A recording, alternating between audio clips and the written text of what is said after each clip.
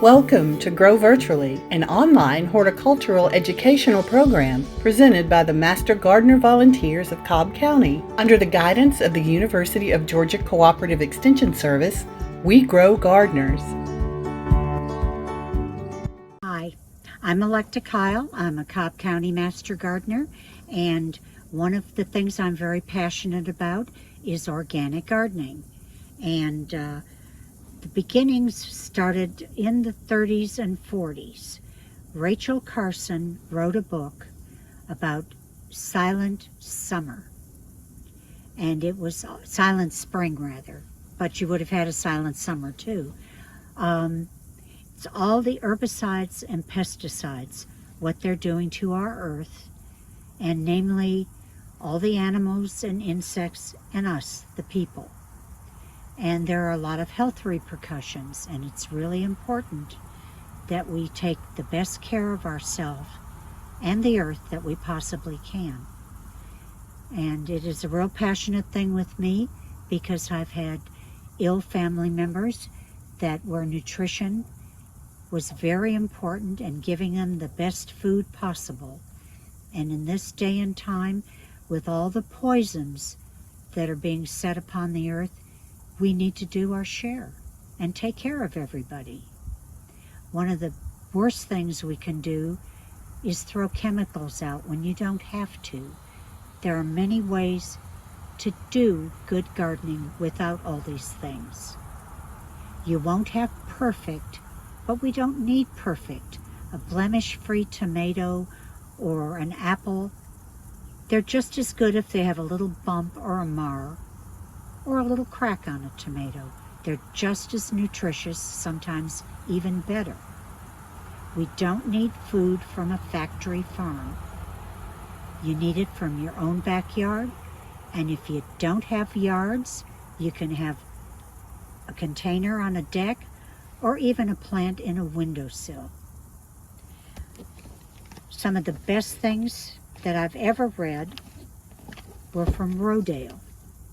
They started in the 30s on organic gardening. This is the first book that I purchased, and it's from '92. And as you'll see, it looks okay on the cover, but it's fallen apart inside. And there is so much good information.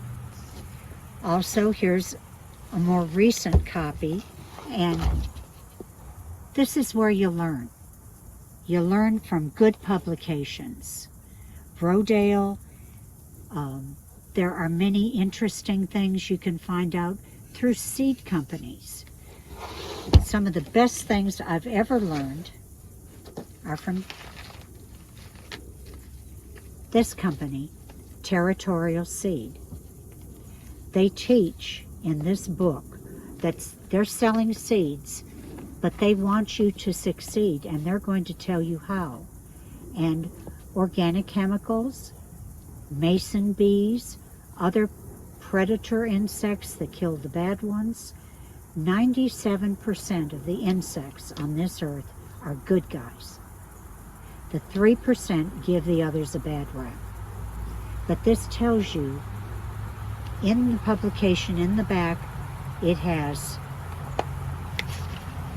different tools that you can use, different products,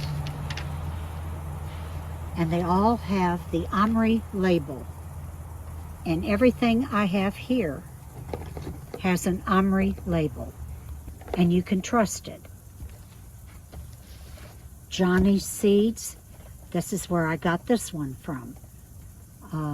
This is a garden insect spray, and it's a good one. There are some things I use here at Plant-A-Row that are in much larger quantities that wouldn't be practical for you to get, but these are easily available through the seed companies, on the web. Just make sure you look for the organic, the OMRI label. Here's another one. This one is an organicide from Organic Laboratories. In the wintertime, for fall crops and winter crops, they like to be fertilized foliar. And This is a fish fertilizer. This is nice. This is another great company, Park Seed. I've been dealing with this company for 55 years. Yeah, I'm old. But they have seeds in little foil packets which keep them more viable longer. And some seeds last longer than others. But this is a great company. They were founded in 1846. So I think they know what they're doing. And they're out of South Carolina. Now in the South, some of the books have information that covers all over the country. Since we're in the South, it's a little bit different. And this is a great gardening book. This is Vegetable Gardening in the Southeast. And this is by Ira Wallace. And she has helped gather heirloom seeds, some of which the stories are so darn cute, you just gotta have them because of their names or their stories. There is a tomato seed that I adore, has great tomatoes, and it's Radiator Charlie's tomatoes. Mortgage Lifter is another name they go by. And he owned a gas station, and he fixed radiators. And his side job was just selecting the perfect tomato seeds. And he kept at it, and he would grow a ring of tomatoes and have the best one in the middle and save the seed. And it got so he created this fabulous tomato plant, and he sold them for $1 a plant. Now this was in the Depression, and a buck went a long way back then.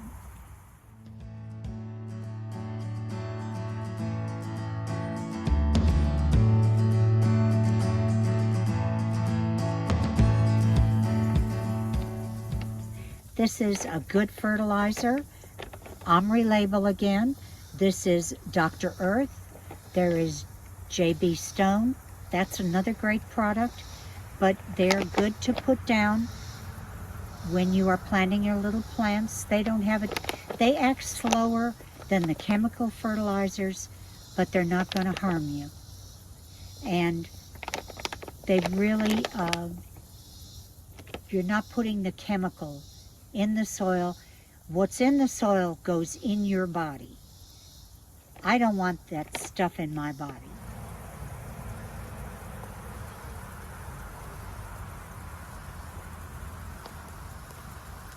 I've got some products here that I've found work really well.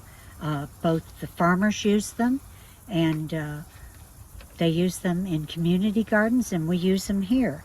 Actinovate is a great product. It's a fungicide, and with anything, always read the instructions. Many people think, oh yeah, a little bit's good. What if I use more? That's better. No. You always want to follow the instructions, but this is a great organic product. Another thing that helps with your vegetables and flowers, mycorrhizal. There are a whole bunch of those little critters, and they really, really do a good job. You can't see them. This is, you make a solution. You can use it on existing plants. You can use it as you seed and just along in the season, but the mycorrhizal will stay in the ground and they will produce other mycorrhizal, and unless you heavily till the soil, you'll always have them. So this is a great product, and you can buy these. This I bought through the Territorial Seed Catalog, and you can buy bigger packs of this, but this is good for anybody with a garden. Another product that's probably going to be hard to find, and it used to be called Messenger, and now it's called Employ. And it has in its makeup a harpin protein.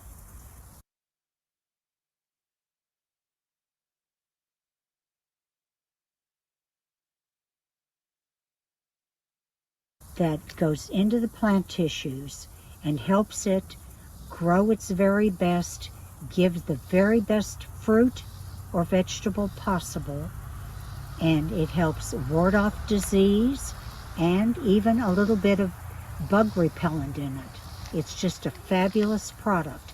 It's not cheap, and it will be hard to find, but I have used this for years. I got onto it through a friend of mine who grew roses, and roses are very susceptible to disease. And it was invented by a Chinese American man at Cornell University because it was good for apples. And I'm a big apple grower, and it's a fabulous product. I would not be without it. A packet like this is what the farmers use when they're aerially spraying. So this will spray like 3 acres. So this will last a gardener a long time. And you spray every 3 to 4 weeks, as long as it's green. And it just really gives it a good edge. This is one of the best products I have ever used. I could rep for the company. No, I don't own stock in it. Wish I did.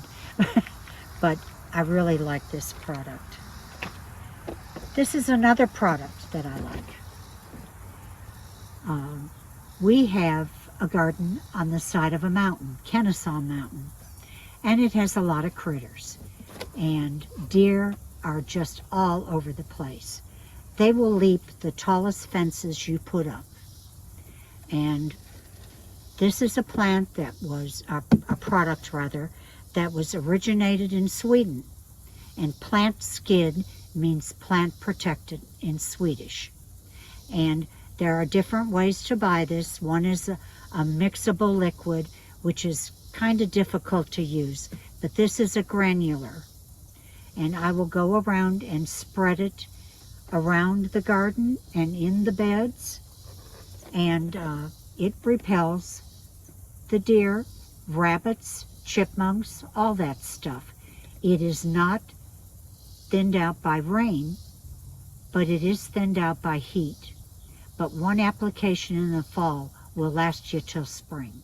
I just want to show you a way that you can plant seeds. We've had a lot of rain this year and a lot of gully washers, and years ago we had that going on. And after planting my lettuce seeds 3 times and watching them wash away, I decided this is getting expensive. So I cut a roll of paper towels down the middle. Now they will hold together better than toilet paper because that dissolves. And I use a better brand, I'm not going to mention which one, and I plant my seeds. Now this one, I didn't line them up good, but you can see how they are under here.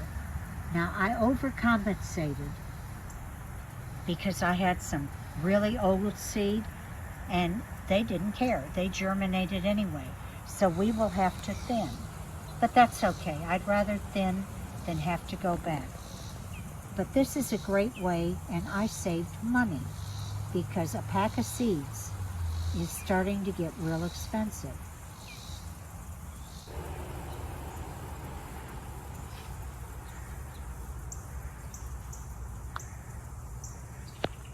This is the time of the year. It's the end of August. Things are starting to look a little sad, and we're just beginning to start with the fall crops.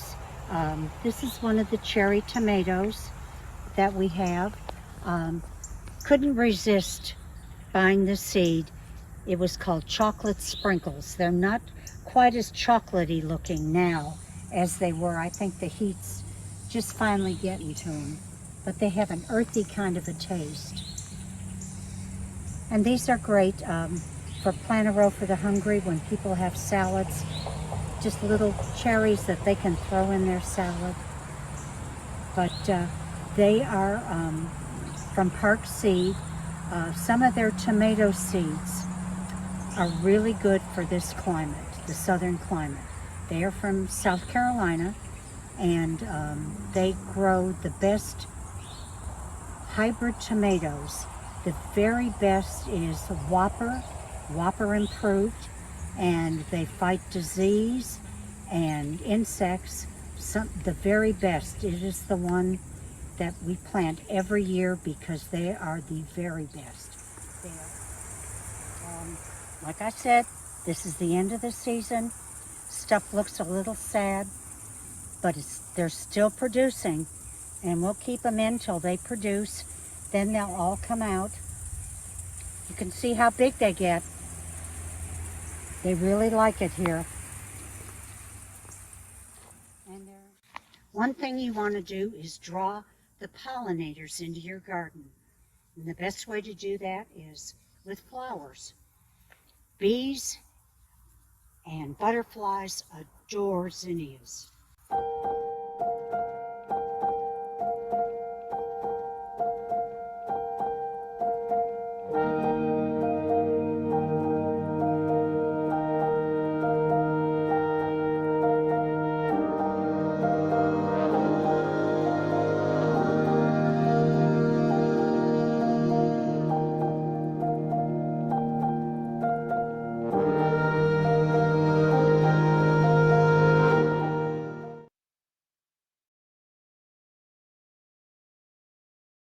Thank you very much for watching the video with us. I hope you will go with us. We had some technical problems due to the storm, and also that Windows just did an update and it has some problems. So we had some problems with the black box and some blurring. We hope you just take that with us, and we're going to go live now to Electa. Well, we're back again, and I hope you do have a pen and paper so that you can take notes, and we'll give you some more tips.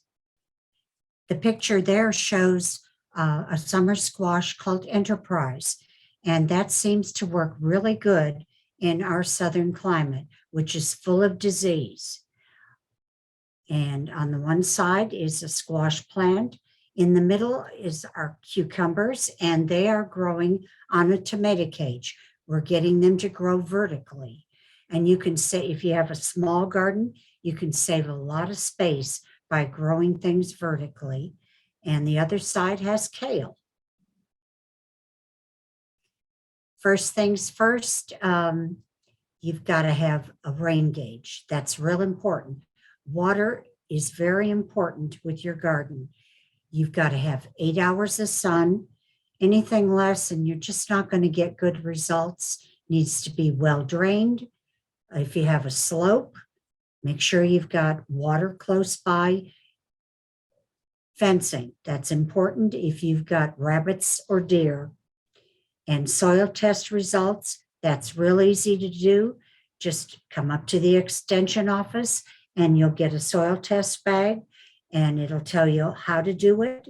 And then you bring it back and they send it off to UGA, and you will have your results, and it will tell you just what you need for your soil.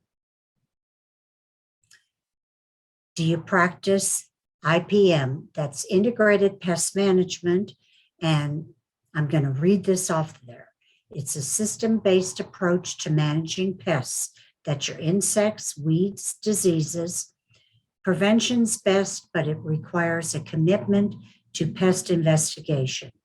The IPM cycle below is continuous, but should help you towards long-term suppression of pests. Learn, prevent, observe, intervene, evaluate, and plan. These are the insects. There's lots of those guys. And you really need to get out there just about every day, because 1 minute they're there and it's like, where did they come from? Here you see the eggs, and then they hatch and you can see the damage, and there's the stink bug. And yeah, they really do stink. I've squashed a few and thought, what have I done? Okay, let your garden sleep in. You don't want to tidy up everything at the end of the fall. You want to leave things for the good insects to winter over in. Some insects go in the hollow stems. Also, you need to take a look at the Georgia Pest Management Handbook, and they have some organic strategies in there, and that's very important. This is the Planter for the Hungry again, and we practice IPM, and it's an organic garden in Cobb County that grows approximately 2,000 pounds of organic food every year. And the produce is donated to charities and food pantries in need. And there is Rob, and he is our extension agent, and he is looking at a jar of a bug that we have never seen before, and it was a false, just Potato. left my brain, false potato beetle, left my brain. How about that? And never seen it before. So stuff is moving all the time. And here we are, we're looking at the beetle again, and we're going about checking for different diseases and bugs. Here we are on a plant row day, which is usually Wednesday, and we pick all our crops.